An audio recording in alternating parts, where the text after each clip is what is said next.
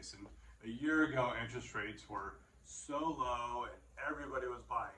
True, but just because everybody does something doesn't mean it's the right thing to do. We've all heard the phrase, if all your friends jumped off a bridge, would you too? Maybe it applies right now, because I'm going to talk to you today about the fact that it actually is probably better to buy today than it was a year ago. And how could that possibly be true when interest rates went up so much over the last year? Well, a year ago, let's go back to that. What was happening a year ago? Everybody was trying to buy a home.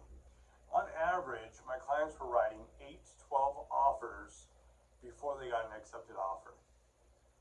So that means we were going out and showing houses. We were showing 3, 4, 5, 10 houses.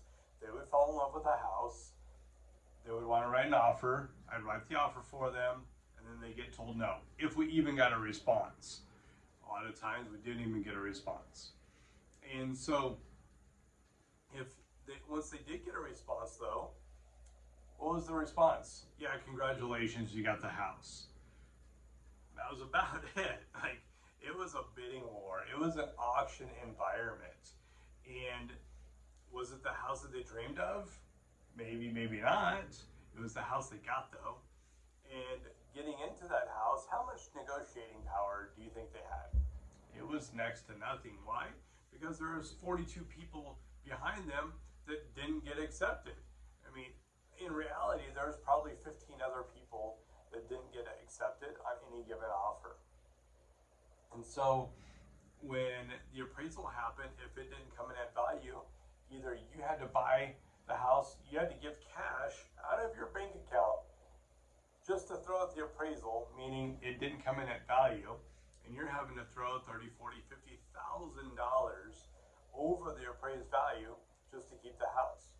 If you had to do that, you probably didn't get a seller credit either towards your closing costs for anything wrong with the house. The seller most likely also did not pay for any repairs. Why? Why would they? There's, again, 15 other people right behind you ready to take over that contract if you want to cancel. So a year ago, yes, interest rates were lower, and yes, payments may be a little bit lower, probably not, and I'm going to get into the data here in a minute, but a year ago, you got accepted in a house, they did nothing for you, you closed escrow about 15 days later. Now, you're the only one at the dance. So your one offer has a lot more power with it. You're going to get things like a seller credit for some things wrong with the house. You're going to get things fixed that you didn't otherwise get. You're also not going to have to pay $50,000 out of your pocket if it doesn't appraise. Instead, we're going to negotiate a reduced purchase price for you. How can that be? Well, they don't want to have 15 other people beating down the door to buy that house for you or for them. So you're in a much better position now. So let's look at numbers. A year ago, a $550,000 house was going on average for about $605, about 10% over market value. Again, if it didn't appraise for that, you had to come up with a difference. There wasn't anybody that just came in and said, well, we'll just go ahead and reduce the price for you. You came in with a difference of $30,000, $40,000, $50,000 in cash to make that up. In addition to that, you had to pay your own closing costs. And closing costs on a $600,000 house is about $18,000 out of your pocket. If there was something wrong with the house, the seller wasn't taking care of that. You were going to have to foot that bill as well when it came time. So, $605,000 with 3.5% down.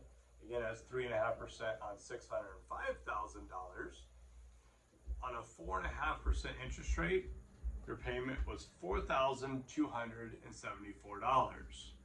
And you're still paying for all the other stuff that's wrong with the house, because $605,000 house, it's not brand new. There's going to be something wrong with that house. Now, let's fast forward a year. We hear left and right, well, interest rates are higher. Yeah, so what? It just came out of historical lows. That means never in the history of ever were they that low. So guess what? They're not going to go back there. probably in our lifetime ever. So let's deal with what we have to deal with now. Interest rates now on average about 7%. So the difference though is that now that $550,000 house is sitting a little bit longer. It doesn't have multiple offers.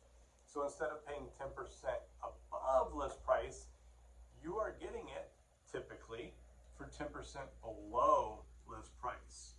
So that means with 3.5% down, again, that's 3.5% on $500,000, not $605,000.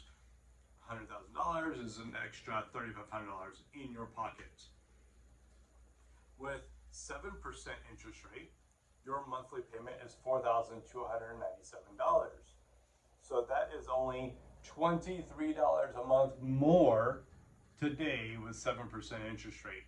Now, why buy? Well, for one, it's only $23 a month more. So and it's going to be controlled for the next 30 years. So if rates continue to climb, you're not having to worry about that. If rates do, for some reason, go backwards, you can do a refinance and get that lower interest rate, but at least you weren't locked in at a higher interest rate. In addition to that, you are not having to pay out of pocket for that appraisal if it doesn't appraise. You're not having to come out with $20,000, $30,000. In most cases, the seller's now willing to negotiate and give you a seller credit up to all of your closing costs. So maybe that's another $15,000 that you don't have to come up with for closing costs because it's more of a buyer's market or a balanced market, as most people would say right now. Plus, what if there's some plumbing issues? What if there's some electrical issues on top of that $15,000?